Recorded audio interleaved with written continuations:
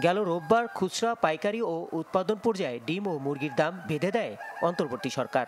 বেঁধে দেওয়া দাম অনুযায়ী প্রতিটি ডিম বিক্রি হবে 11 টাকা 87 পয়সা, আর ব্রয়লার মুরগির কেজি থাকবে প্রায় 180 টাকা।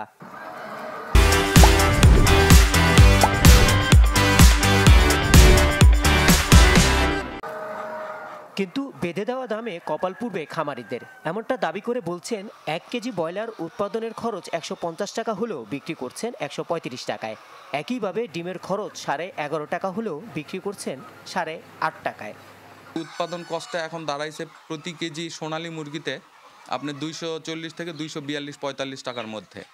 এ পর্যায়ে আমরা বাজারে যখন সেল করতে যাচ্ছি, পাইকারি সেল করতে যাচ্ছি, তখন আমাদের মুরগিটা বিক্রি হচ্ছে 180 থেকে 190 টাকা দরে, যার জন্য প্রতি কেজিতে আমার 50-60 টাকা লস হচ্ছে। 1 কেজি ব্রয়লার মুরগি তৈরি করতে লাগতেছে আমাদের 150 টাকা, কিন্তু বিক্রি করতেছে 135 টাকা। তারা আরও বলছেন মুরগি ও ডিমের দাম বেঁধে দেওয়ায় পোয়া বারো হয়েছে আমদানিকারকদের। দেশীয় খামারিদের রক্ষায় মুরগির খাদ্যের কাঁচামাল দাম নিয়ন্ত্রণের দাবি তাদের। সেই ইন্ডিয়া থেকে যে আমদানি শুরু হয়েছে, এই আমদানিটাও কিন্তু আসলে এটা কতটুকু স্টেবল হবে আমার ধারণা নেই। কারণ ডিম খুবই ভঙ্গুর একটা বিষয়, যে কোনো সময় ভাঙে। এটা অনেকটা পচনশীল, আপনার পেরিশেবল আইটেম। এখানে বেশিদিন ডিম থাকলে নষ্ট হয়ে যায়। তাহলে এরকম একটা পণ্য আসলে বাইরে থেকে 18 কোটি দেশের মানুষের দেশে কিন্তু সম্ভব না। ফিডের দাম তখনই আপনি কমাতে পারবেন যখন ইনগ্রেডিয়েন্টের দাম কমবে। পোলট্রি শিল্প উদ্যোক্তাদের দাবি অস্বীকার করেন প্রাণী সম্পদ অধিদপ্তরের মহাপরিচালক। বলেন, খাতটির নেতাদের সাথে কথা বলে এই দাম নির্ধারণ করা হয়েছে। ফিডের সাথে আমাদের অনেকবার বসা হয়েছে, ওনাদেরও কিছু দাবি দাওয়া আছে, কিছু তাদেরও কিছু কথাবার্তা বলে, আবার তাদের এগেনস্ট কথা আছে। সব কিছু মিলে সেটাও তো ব্যবসা। আবার তারপরেও আমরা বসে থাকবো না, বা কৃষি বিপণন অধিদপ্তর সোচ্চার আছে, এবং আমরা সকলে মিলে কিন্তু পর্যায়ক্রমে সব কিছুই আস্তে আস্তে আসবে। প্রতিদিন ডিমের উৎপাদন 4 কোটি পিস, আর বছরে মুরগির মাংসের উৎপাদন 20 লাখ টন। রহমান ফয়েজ, চ্যানেল 24, ঢাকা।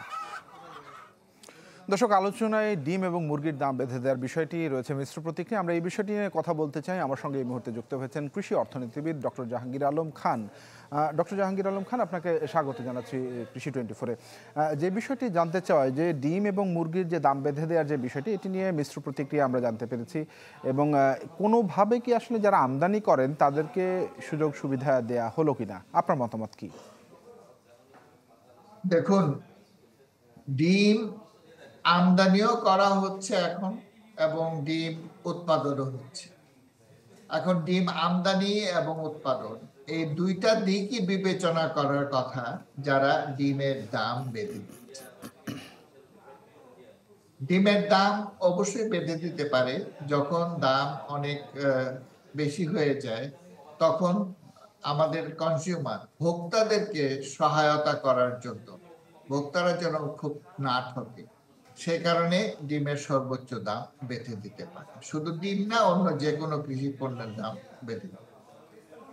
আবার যখন দাম খুব পড়ে যায়, নিচে নেমে যেতে থাকে উৎপাদন মৌসুমে, যেমন কি আমাদের অনেক ফসলের দাম কমে যায় উৎপাদন মৌসুমে, ধান সহ, তখন সর্বনিম্ন দাম বেঁধে দেয়া, যাতে তার নিচে দামটা চলে না যায়।